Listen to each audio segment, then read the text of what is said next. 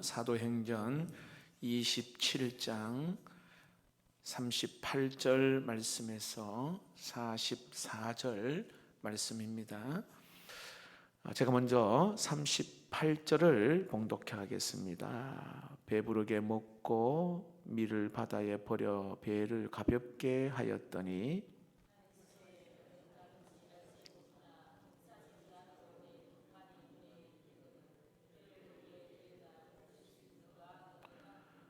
닷을 끊어 바다에 버리는 동시에 길을 품어 늦추어 돛을 달고 바람에 맞추어 해안을 향하여 들어가다가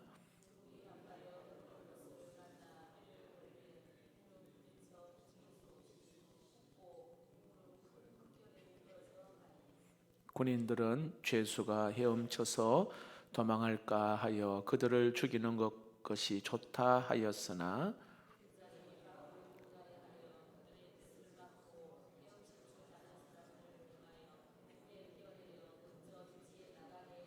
함께 읽겠습니다. 그 남은 사람들은 널조각 혹은 배 물건에 의지하여 나가게 하니 마침내 사람들이 다 상륙하여 구조되니라. 아멘.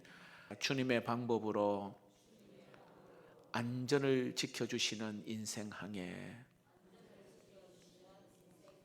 어떤 방법으로요? 주님 방법으로 안전을 지켜주시는 인생의 항해입니다. 여러분, 우리가 인생을 바다를 항해하는 것으로 비유하잖아요. 근데 때로는 그 인생 항해에 순풍을 만날 때도 있고 때로는 비바람, 폭풍을 만나는 우리 인생의 항해가 있기도 합니다.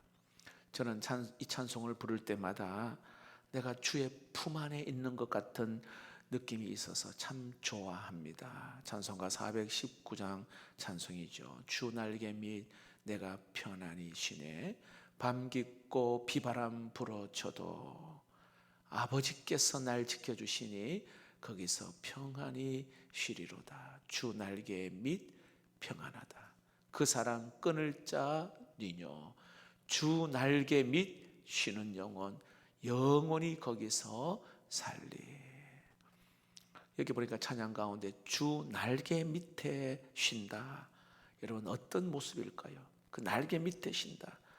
여러분, 새끼새가 막 비바람이 몰아치잖아요. 그때 막 깃털 다 젖을 때 어디로 들어가냐면 어미새 날개 안으로 쑥 들어갑니다. 그 어미새는 큰 날개로 새끼를 품어주잖아요. 여러분, 우리가 하나님과의 그 관계에서도 우리 아버지께서 이 새끼새를 품는 것 같이 있잖아요. 오늘 우리를 그래 품어주셔요. 비바람이 막 몰아치고 그런 가운데 그 주 날개 밑에 안에 들어가면 되는 거죠. 시편 17편 8절이 동일한 말씀인데 나를 눈동자같이 지키시고 주의 날개 그늘 아래 감추사, 이렇게 말씀이죠. 주의 날개 그늘 아래 감추사. 혹시 여러분 지금 뭐 비바람 맞고 폭풍 맞고 막 그런 여러 가지 정말 힘든 상황에 주의 날개 안에, 주의 품 안에 들어가기를 축복합니다. 우리의 인생의 안전지대는 어디일까요? 바로 주님의 그 그늘 아래에 있어요. 주님 품 안에 진짜 안전지대입니다. 오늘 여러분 계속해서 지금 로마를 향하여 가는 그 항해에 있잖아요. 비바람이 있습니다. 유라굴로라는 폭풍을 만났습니다. 파도를 만났죠. 배가 완전히 깨어지는 그런 상황에 276명이 오늘 여기에 생명이 어떻게 되었느냐. 자, 44절 끝부분을 보면 이런 말씀이 나와 있어요. 마침내 사람들이 다 상륙하여 어떻게 해요? 구조되니라. 모두가 다 안전하게 구조가 되었습니다. 살아났습니다. 누가 그렇게 하셨을까요? 하나님께서요, 이들을 그렇게 안전하게 지켜주셨어요. 여러분, 인생 항해, 우리가 인생의 항해를 가는데 어떤 상황에도 우리를 끝까지 보호하시고 지켜주시는 분은 오직 우리 하나님이신 줄로 믿습니다. 그래, 그 은혜를 체험해야 돼요. 하나님이 지키시고 인도하셨다라는 거. 이 풍랑 사건을 오늘 우리가 묵상하면서, 자, 여러분, 그냥 풍랑이 있다, 힘들다, 괴롭다, 이런 차원이 아니에요. 여기에 하나님이 오늘 여기 사건을 통해서 하나하나 여기에 하나님의 세미한 간섭하심이 있단 말이에요. 오늘 몇 가지 발견하기를 원하는데, 자, 이런 위기 가운데에 보세요.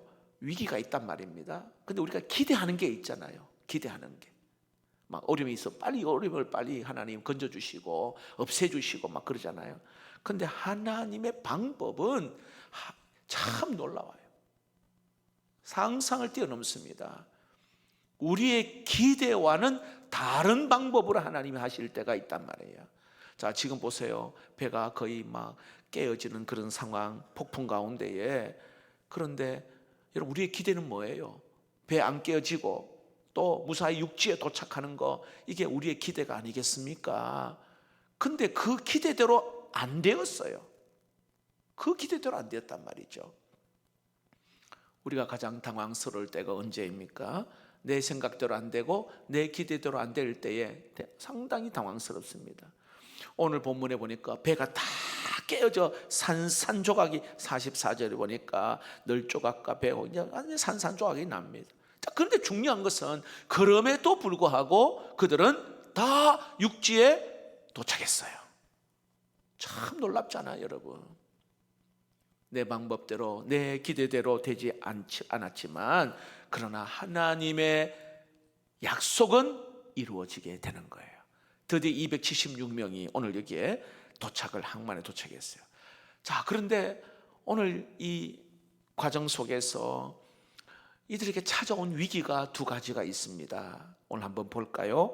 39절을 봅시다. 39절. 날이 새매 어느 땅인지 알지 못하나. 지금 막 폭풍으로 막 힘든 상황에 경사진 해안으로 된 항만이 눈에 띄거늘 배를 거기에 들여다 댈 수 있는가 의논한 후 닷을 끊어 바다에 버리는 동시에 키를 풀어 늦추고 돛을 달고 바람에 맞추어 해안을 향하여 들어가다가 두 물이 합하여 흐르는 것을 만나 배를 걸매 이 물은 부딪혀 움직일 수 없이 불고 그 물은 큰 물결에 깨어져 가니, 이렇게 깨어져 간다. 지금 배가 지금 깨어져 가고 있는 상황이에요. 두 개의 물줄기를 만나는데 오늘 이렇게 이렇게 이 물은요 배 앞부분을 말해요. 이 물은 앞부분은 어디에 처박혔는지 움직일 수가 없다. 그 다음에 고물, 배 뒤쪽입니다. 이 뒤쪽은 파도에 깨어져 가고 있는 상황이에요. 아주 정말 절박한 위험한 그런 상황을 만나게 된 겁니다. 여러분, 우리가 살다 보면 혹시 우리에게도 이 배 앞부분이 처박혀 꼼짝 못하고 뒤에는 파도가 쳐서 그냥 깨어지는 그런 상황을 만날 때가 있잖아요. 꼼짝달싹 못하는 그런 상황들. 건강에 문제가 생길 때도 그런 거고, 물질이 막 그냥 하루아침에 막 갑자기 사라지게 되는, 여러분 이 잠언 23장 5절 말씀, 여러분 참 이 말씀을 보면 이런 말씀이 있어요. 재물은 스스로 날개를 내어 하늘을 나는 독수리처럼 날아가리라 이랬어요. 그런 경험이 있어요, 여러분? 재물이 독수리처럼 확 날아가 버려요. 잡으려고 해도 못 잡아요. 이런 경우도 많아요. 사람도 마찬가지입니다. 천년만년 같이 있을 것 같지만 어느 순간인가 내 곁에 있던 사람이 인정사정 없이 떠나가 버려요. 그런 경험을, 내가 있는 어떤 그 자리, 막 힘들게 그 자리까지 올라갔는데 어느 순간인가 그냥 확 떨어지는 경우도 있어요. 오늘 여기에 깨어지는 위기가 있단 말이에요. 깨어지는 위기. 또 어떤 어려운 상황이 만났냐 하면, 여러분 42절을 보세요. 군인들은 죄수가 헤엄쳐서 도망할까 하여 그들을 어떻게 해요? 죽이는 것이 좋다 이렇게 말해요. 군인들이요 죽이자 이렇게 말해요. 왜 죽이려 하냐면 이게 로마법이에요. 로마법에 뭐가 있냐면 죄수가 도망가는 걸 군인이 그냥 지켜보면 군인이 죽습니다. 예. 그래 도망치기 전에 죽여야 하는 거예요. 지금 그런 상황이에요. 여러분, 로마 군인들은 칼과 창을 가지고 있습니다. 누구도 피할 수 없는 그런 상황입니다. 그냥 말 그대로 꼼짝없이 그냥 죽을 수밖에 없는 그런 상황이에요. 파도는 삼키려 하고 있고 배는 깨어져 가고 있고 로마 군인들은 칼과 창으로 죽이려고 하고 있는, 여러분 과연 여기에 이들의 안전은 어떻게 될까요? 이들의 안전은 어떻게 될까요? 주께서 이들을 여러분 구하시는 방법은요, 어떤 방법으로 이들을 구하는가 한번 보세요. 두 가지 방법을 우리가 찾아볼 수 있어요. 다시 43절을 볼까요? 백부장이 바울을 구하려 하여 그들의 뜻을 막고 헤엄칠 줄 아는 사람을 명하여 물에 뛰어내려 먼저 육지에 나가게 하고, 백부장이 뭐라 했냐면 그들의 뜻을 막았다 이렇게 말했어요. 백부장이 오늘 여기에 이 군인들의 뜻을 막았다. 그리고는 뭐라고요? 헤엄칠 줄 아는 사람은 뛰어내려서 육지로 가라 이렇게 말합니다.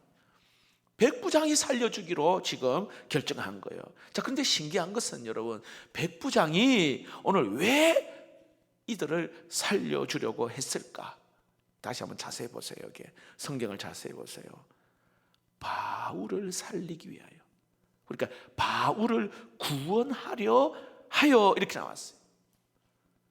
그러니까 이 한 사람을 살리기 위해서 276명을 오늘 여기에 살려주기로 결정을 한 겁니다. 다시 말합니다. 이 사람들은 바울 덕에 살아나는 거예요. 여러분 축복합니다. 여러분 덕에 주변에 믿지 않는 사람도 살아나고 주변의 사람들이 살아나는 은혜가 있기를 축복합니다. 기도하는 사람 덕에 여러분 진짜 가정의 복을 받고 내 삶에 기도하는 동력과 그 덕에 어려움에서도 건진받는 은혜. 여러분 한번 생각해 보세요. 왜 이 백부장이 왜 이 바울을 살려주려고 했을까? 한번 상상을 한번 동원해 보세요. 왜 백부장이 바울을 구원하려 하여 이렇게 말하거든요. 가만히 묵상해 보니 이 백부장이요 바울 때문에 감동을 받은 거예요. 감동. 자, 배를 처음 탈 때부터가 풍랑 만나고 지금까지 온 과정을 가만히 보니까 사람들은 다 도망가려고 하는데 백부장은 도망가지 않습니다. 여기에 사람들은 불안해 막 떠는데 이 바울은 평안해요. 평안해요. 오히려 안심하십시오 이렇게 이야기해요. 이 백부장이 다 지켜보고 있는 거거든요. 사람들은 막 자기 것 막 챙기려고 하는데 바울은 다른 사람도 챙깁니다. 똑같이 힘든데, 똑같이 어려운 상황인데 달라요. 야, 저 바울은 다르구나. 야, 진짜 저 사람은 예수 믿는 사람이구나. 뭐 이런 거 있잖아요. 그러니까 이 바울이 감동이 된 거예요. 아니, 이 백부장이 감동이 된 거예요. 여러분 참 주를 위하여 기도하고 교회 봉사하고 또 참 하나님의 일을 하는 사람, 그들이 그 언어 사용하는 것이나 행동하는 것이나 그 아름다움을 보잖아요. 참 귀하다. 참 귀하다. 감동을 받아요. 진짜 크리스찬이고 진짜 장로님이시고 진짜 권사님이시고. 그러니까 제가 부끄러운 거예요. 평신도인데도 어떻게 저렇게 잘 섬길 수가 있을까, 그런 게 있잖아요. 그러니까 바울의 행동을 보면서 감동을 받은 거예요. 이 사람만은 살려야 된다. 이 사람만 살려야 된다. 그래서 오늘 여기 모든 사람에게 명합니다. 헤엄칠 수 있는 사람은 다 여기 육지로 가라. 여러분 하나님께서 이들을 살리는 방법, 하나님께서 오늘 여기에 사용하시는 방법은 감동입니다. 참 놀랍지 않습니까? 자, 사람들은요, 보세요. 사람의 생각은 여기에 로마 군인의 그 칼을 이기려면 더 강한 칼과 창이 있어야 된다. 이게 사람들의 생각입니다. 똑똑한 사람을 이기려면 어떻게 해요? 더 좋은 수를 써야 된다. 이게 사람들의 방법이란 말이에요. 그래서 더 좋은 스펙, 제가 없애야 된다는 건 아니에요. 더 좋은 조건, 더 좋은 칼, 창, 이것들이 있어야 살아남을 수 있다. 이게 사람의 생각, 방법입니다. 그러나 여러분, 주님의 방법은 감동이에요. 감동. 여러분 기억하십시오. 배가 깨어져 갈 때에도 우리의 태도를 잘하며, 나의 태도를 잘하며, 지금 막 폭풍 만나 배가 깨어지고 불안하고 막 그런 상황에 나의 태도를 어떻게 잘하면 옆에 있는 사람이 감동을 받고, 그 감동으로 나도 살고 옆에 있는 사람도 사는 그런 놀라운 역사, 그 은혜가 있기를 주의 이름으로 축복합니다. 사람이 살아가는 데 있어서 조금만 가지고는 살아갈 수가 없어요. 이 땅을 살아가는 데 있어서요, 대단한 스펙만으로 살아갈 수가 없다 이 말이에요. 로마 군인의 이 칼과 창, 이 사람을 죽이려고 하는 거, 이것으로 여러분 해결되는 게 아닙니다. 아름답게, 아니 착한 마음으로, 그리고 성실하고, 그리고 사랑하며 감동 주고, 이럴 때 여러분 나도 살고 내 주변도 살리는, 이게 여러분 주님의 방법, 우리 인생항에 있어서 안전하게 갈 수 있는 인생항의 방법, 바로 감동입니다. 우리가 생각하는 방법을 동원한다면 더 건강해야 되고, 때로는 더 대단한 스펙도 있어야 되고, 또 대단한 조건들이 있어야 된다, 어느 정도 위치에 있어야 된다, 이게 우리의 생각일 수도 있어요. 그러나 주님의 방법은 보세요, 형편이 굉장히 어렵습니다. 그러나 믿음 잃지 않는 그 모습 가운데 감동을, 사람들이 그 바울의 모습을 보고 감동을 받는 거예요. 그러니까 칼도 이기고, 오늘 여기에 조건도 이기고, 환경도 이기고, 여러분 모두가 감동을 주는 우리 모든 성도 되기를 축복합니다. 저도 이렇게 기도를 늘 합니다. 하나님, 내 인생에 감동 있는 삶을 살기를 원합니다. 그냥 말뿐인 목회자가 아니라 삶에 감동이 있게 해달라고 엄청나게 몸부림치고 기도합니다. 자, 주님의 방법 한 가지 더, 두 번째 방법은 모두 다 구원하는 방법이에요. 다. 자, 44절 마지막 봅시다. 그 남은 사람들은 늘 조각 혹은 배 물건을 의지하여 나가게 하니 마침내 사람들이 다 상륙하여 구조되니라. 모두 다 구조되었어요. 만약에 보세요, 여기 있는 사람들이요, 자기 방법대로 그냥 육지로 갔다면 몇 사람 살고 다 죽었을 거예요. 구명선 타고 갔다면 몇 사람은 살지만 다 죽었을 것입니다. 근데 주님이 쓰시는 방법은 배를 깨트리는 거예요. 배를 깨트리고 헤엄치는 겁니다. 그리고 오늘 성경에 보니까 보세요, 여기에 이 44절에 그 남은 사람은 늘 조각 혹은 배 물건에 의지하여, 이렇게 했잖아요. 그러니까 여러 배 조각이 있고 물건을 의지하여 살한 거예요. 배가 깨어지지 않았다면 어때요? 몇 사람 정도는 살 수 있을지는 몰라도 그거예요. 산상조각 났기 때문에 오늘 여러 산상조각, 그거 또 배 물건 그거 의지하여 그거 붙잡고 다 모두 다 살게 하는 방법, 이게 주님의 방법입니다. 배는 깨어졌지만 사람은 죽지 않았습니다. 여러분, 사람들은요, 배가 깨어지면 내 인생 끝났다 생각합니다. 건강 깨어지면 나 이제 더 이상 내 인생 끝났다 이렇게 생각해요. 이게 사람 생각. 물질이 사라지면 내가 어떻게 살아? 이렇게 믿었던 사람이 내 옆에 있다가 갑자기 소천하고 떠나가면 나 못 살겠다. 근데 여러분, 그 아시죠? 위치, 관계, 물질 다 내 것 아닙니다, 여러분. 주님의 관심은 배를 깨트려서라도 우리 모두를 구원하기 원하는 것이 우리 주님의 방법인 줄로 믿습니다. 깨트려서라도 다 구하시는 거예요. 그래서 여러분, 때로는 우리가 건강을 잃을 때가 있어요. 때로는 물질이 떠날 때도 있고요, 믿었던 사람에게 배신당하고, 때로는 갑자기 내 옆에 있는 사람이 떠날 때가 있어요. 내가 원하지 않는데 갑자기 막 한 자리에서 확 내려올 때도 있어요. 그러나 우리 주님은요, 절대로 우리를 그냥 두지 않았어요.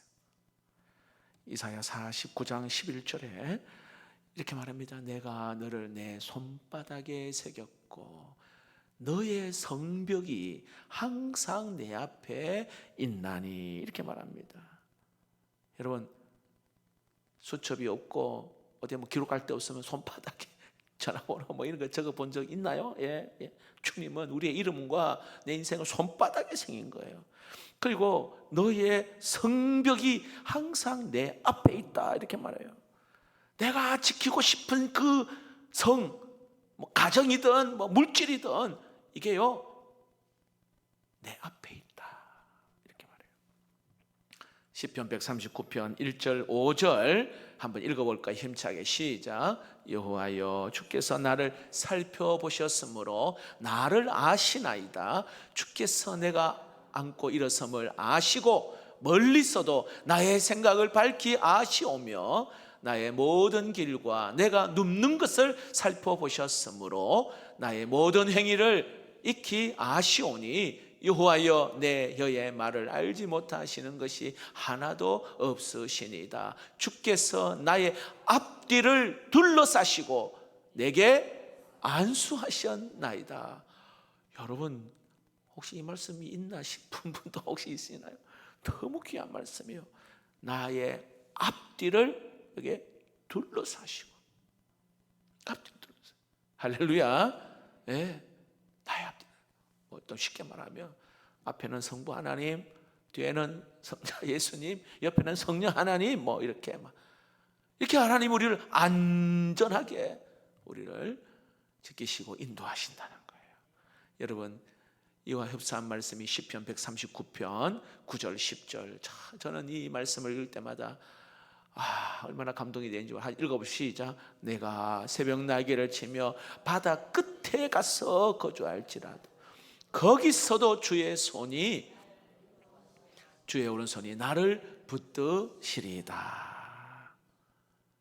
자, 건강 깨어지고 관계 깨어지고 때로는 여러 가지 물질이나 여러 가지 상황, 그래도요, 그 바다 끝에 거기에 거주할지라도 주님이 나를 붙드신다, 지키신다. 책 한 권만 소개하고 기도하도록 하겠습니다. 이승아 집사님이 쓴 내 것이 아닙니다. 한번 소개한 적이 있는데요, 내 것이 아닙니다. 이승아 집사님은 남 부를 것이 없이 살았던 분입니다. 명문대 이화여대 나오고 그 출신의 대기업, 남편이 대기업 연구원입니다. 해마다 가족들은 해외여행을 다니고 예쁜 그릇을 집안에 장식하고 명품 옷과 가방으로 자신을 치장하며 그런 삶을 살았습니다. 그녀는 파워 블로거로 명품 옷과 가방, 비싼 가전제품, 해외여행기, 고급스러운 인테리어, 이런 것들 블로그에 올려서 인터넷상에 유명 연예인 못지않은 인기를 누렸습니다. 그런데 하루아침에 모든 것이 다 무너져 내렸습니다. 결혼 17주년 앞두고 남편 박석환 집사가 구토와 두통이 심해 응급실에 실려갔는데 폐암 말기 판정받습니다. 청천벽력 같은 그러한 소식입니다. 그가 이렇게 말합니다. 전 그 행복이 영원하리라고 생각했습니다. 제 꿈 같은 결혼생활 17주년을 며칠 앞두고 종지부를 찍게 될 것이라고는 감히 상상도 하지 못했습니다. 전 남편이 응급실에 입원하던 그날도 눈발을 헤치며 열심히 쇼핑 삼매경에 빠져 있었고, 올 연말에는 어디로 해외여행을 갈까, 아이들 겨울방학 때는 도배를 해서 집 분위기를 바꿔봐야 되겠다 마음 먹고 있었다. 그런데 그날 모든 것이 무너졌습니다. 간절히 기도했지만 남편은 10개월 만에 세상을 떠났습니다. 그러나 고난이 그에게 헛된 것만이 아니었습니다. 그 기간 동안 부부가 믿음으로 하나 되어 간절히 주님께 매달렸어요. 이 세상의 것이 아닌 하나님의 나라를 바라보고 주님만 바라보는 믿음의 사랑. 그러니까 이 풍랑과 같은 그런 시련이 딱 왔을 때 하나님을 확 붙드는 것이죠. 그녀는 명품 물건과 인테리어 자랑하던 블로그에 내 것이 아닙니다, 그 제목으로 자신의 간증을 올립니다. 한 달 뒤에 조회수가 420만 건, 연 2천만 명이 넘는 사람이 감동의 글을 올립니다. 그리고 펴낸 책입니다. 그가 이렇게 말합니다. 한때는 이 아름다운 집이 저의 가장 큰 자랑이었습니다. 하지만 남편이 아프고 보니 내가 있었던 곳은 궁궐 같은 우리 집이 아니라 몇 평 안 되는 비좁은 병실이었습니다. 바라만 봐도 뿌듯했던 참으로 고운 접시들, 수많은 예쁜 그릇들도 남편과 함께 있는 병실에선 아무 소용이 없었습니다. 제가 황량한 병실에서 쓸 수 있는 건 보잘것없는 플라스틱 접시와 종이컵 뿐이었습니다. 20년 넘게 나의 자랑이었던 이 20년은 처음 사랑할 때부터 연도를 다 헤아린 건데 내 남편조차도 제 것이 아니었습니다. 이제는 알겠습니다. 내 사랑하는 아들조차도 내 것이 아니라는 것을. 이와 같은 이유로 근심, 염려 또한 제 것이 아닙니다. 그분의 것입니다. 이제 알겠습니다. 이 땅은 잠시 잠깐이요, 그 후에는 영원한 천국이 있다는 것을. 전 세상에서 제일 무서운 죽음마저도 두렵지 않는 세상에서 가장 행복한 여자입니다. 여러분, 나는 아무것도 아닙니다. 이걸 아는 것이 은혜입니다. 이게 은혜예요, 은혜. 그래서 제가 늘 말하잖아요. 다투고 싸울 시간 없습니다. 부부간에도 마찬가지, 공동체도 마찬가지.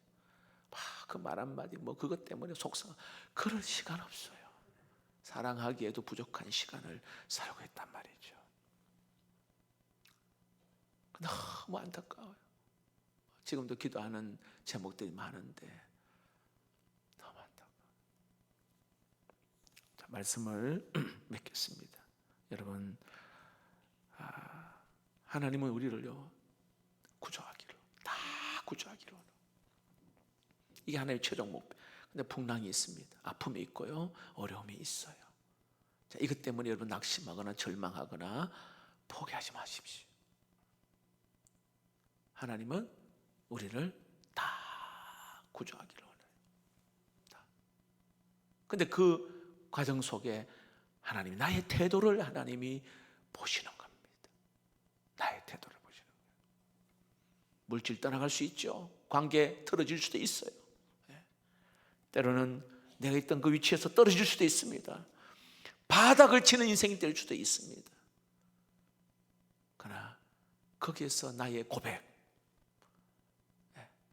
거기서 나의 고백이 어떤 고백이냐, 이때 여러분 진짜 주님을 깊이 만난다면 정말 그 어느 순간보다도 복된 순간이고 정말 하나님 안에 진정한 행복을 경험하는 그러한 시간이 될 것입니다. 여러분, 남은 우리의 모든 삶, 인생 항해에 오늘 인생 항해에서 만나는 여러 가지 풍랑, 그러나 여러분 꼭 기억하십시오. 주님의 방법으로 우리를 안전하게 인도하신다는 것 기억할 수 있기를 주의 이름으로 축복합니다.